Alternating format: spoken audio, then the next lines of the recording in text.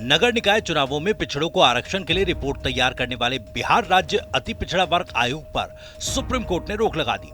Supreme court के इस फैसले से नीतीश सरकार को बड़ा झटका लगा। इस फैसले से बिहार में नगर निकाय चुनाव पर एक बार फिर बड़ा ग्रहण लग गया। सुप्रीम कोर्ट के फैसले से नीतीश सरकार बैकफुट पर आ गई है। सरकार के मंत्री ने इस मामले पर कहा कि नीतीश सरकार किसी के साथ कोई अन्याय नहीं होने देगी, कि बिहार की सरकार इनजस्टिस नहीं होने देगी।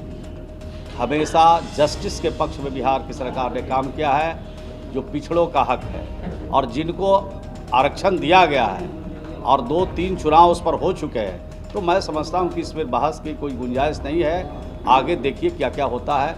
मैं समझता हूं हम लोग आशान्वित हैं कि किसी का हक मारी नहीं होगी और किसी का हक मारा नहीं जाए, इसके लिए पूरी तरह से हमारी सरकार काम करती है।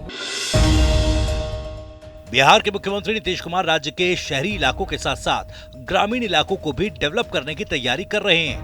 वो अब गांव में भी स्मार्ट प्रीपेड बिजली मीटर लगाने जा रहे हैं। सीएम नीतीश ने आज ऊर्जा क्षेत्र में 15,871.24 करोड़ की योजनाओं का शुभारंभ किया। इस दौरान सीएम ने कहा कि प्रीपेड बिजली मीटर लगाने से लोगों को फायदा होगा।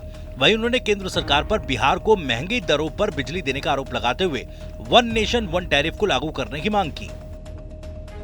कुछ लोग अपना बोलते रहता है कि मुफ्त में दीजिए, सब मुफ्तवा में कौन दे रहा है पता है आप लोगों को जरा ठीक से? हम लोगों को कितना लग रहा है, जितना उसको पैसा लगता बचत होती है उससे खर्च होता, उससे ज्यादा खर्च हम लोग कर रहे हैं। लेकिन हम लोग तो बराबर मांग कर रहे हैं भाई कि वन नेशन वन टैरिफ होना चाहिए। सारे राज्यों को किसी को भी देते हैं उसका रेट एक ही होना चाहिए। अब हम लोग भी तो अपने बिहार में सब कुछ उनको दे दिए हैं। अब कितना ज्यादा बिजली का उत्पादन होगा, सब कुछ होगा। और हम लोगों के यहाँ जो बिजली देता है आप देखिए ना कितना महंगा देता है।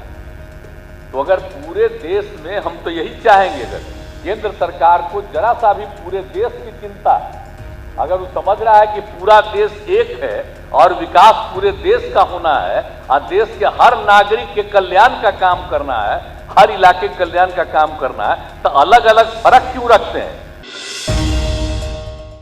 बिहार में कुडनी उपचुनाव में अब महज 5 दिन बचे हैं।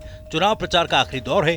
3 दिसंबर शाम 5 बजे के बाद प्रचार का शोर थम जाएगा। इससे पहले सभी राजनीतिक दलों ने अपनी पूरी ताकत प्रचार में झोंक दी है। कुडनी में चुनाव प्रचार के दौरान जेडीयू के राष्ट्रीय अध्यक्ष लल्लन सिंह बीजेपी पर जमकर बरसे।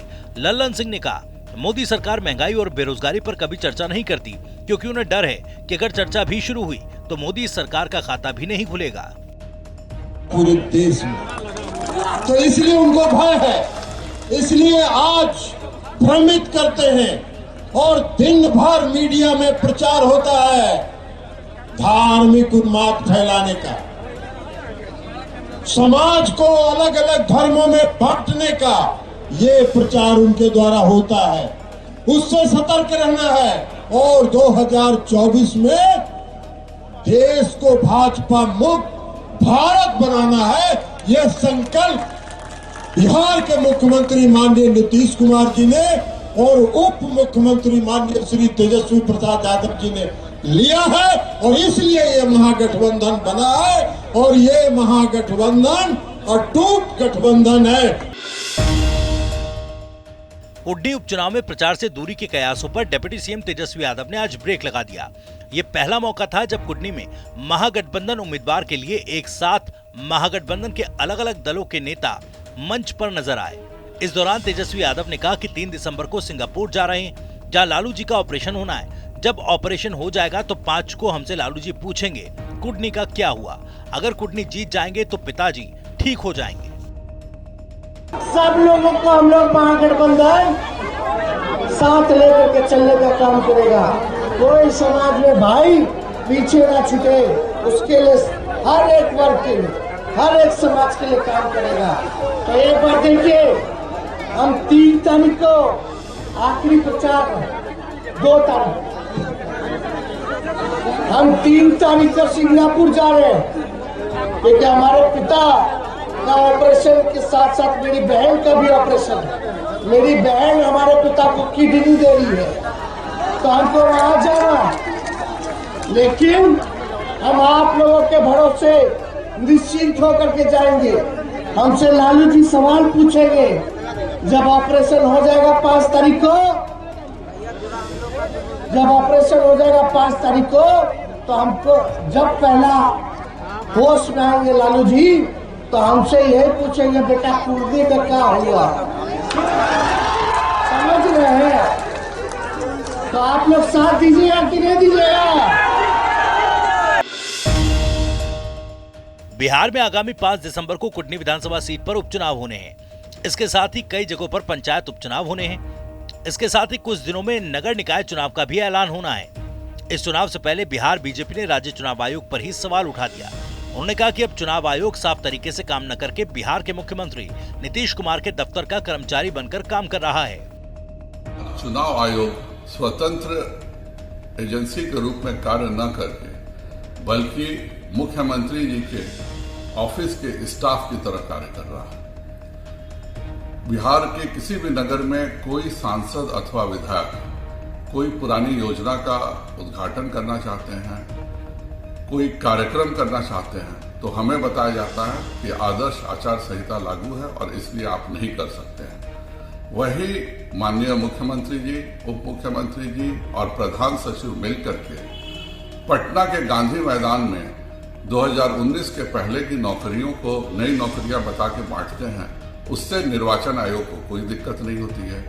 बोध गया जो नगर निगम है, वहां पे नदी जल योजना का उद्घाटन मुख्यमंत्री, उप मुख्यमंत्री, प्रधान सचिव जाकर करते हैं, तो उस पर भी चुनाव आयोग कोई कार्रवाई नहीं करता। बीते दिनों पटना में ताड़ी खोले जाने की मांग को लेकर पासी समाज के लोगों ने उग्र प्रदर्शन किया। अब बिहार के पूर्व मुख्यमंत्री जीतन राम मांझी ने पासी समाज के लोगों की मांग को जायज ठहराते हुए उनका समर्थन किया। जीतन राम मांझी ने कहा कि बिहार में ताड़ी बैन नहीं होना चाहिए। ताड़ी एक नेचुरल जूस है और इसे बैन करने का सवाल नहीं उठना चाहिए। कई गरीब ऐसे हैं जो ताड़ी बेचकर ही अपना घर चलाते हैं, उनका रोजगार छिन जाएगा। ताड़ी से लॉ एंड ऑर्डर खराब नहीं होता। मैं तो यही कहता हूँ कि नीतीश कुमार जी जो मन में बात ठाने हैं या ठानते हैं, उसको करने को उतारू होते हैं और करके दिखलाना चाहते हैं। यही प्रक्रिया में ये समस्या झूल रही है। रही बात हमारा अपना व्यक्तिगत विचार है कि ताड़ी बंद करने का कोई सवाल नहीं उठना चाहिए। ताड़ी एक नेचुरल जूस है और इसको शराब के कैटेगरी में रखना ही नहीं चाहिए और इसमें लाखों लाख लोगों का व्यापार रोजगारी छिपा हुआ है। न सिर्फ पासी के अलावे भी गरीब तबके के लोग होते हैं, वो ताड़ी के पेशा में मजदूर का काम करते हैं और इससे बहुत कोई लॉ एंड ऑर्डर ख़राब होता है। इससे बहुत कोई और तरह का अनाचार होता है। सो बात नहीं है। हम अपना व्यक्तिगत बात मैं कह रहा हूँ, हमारे पार्टी का, मेरा गठबंधन का क्या नज़रिया है वो तो आप लोग देख रहे हैं, लेकिन हम व्यक्तिगत यही कहेंगे कि ताड़ी बंद करना उचित नहीं है। बिहार में विपक्ष कई मुद्दों को लेकर बिहार सरकार पर हमलावर रहती है। वहीं लव जिहाद को लेकर कानून और जनसंख्या नियंत्रण कानून इन दिनों मुद्दों का विषय बना हुआ है।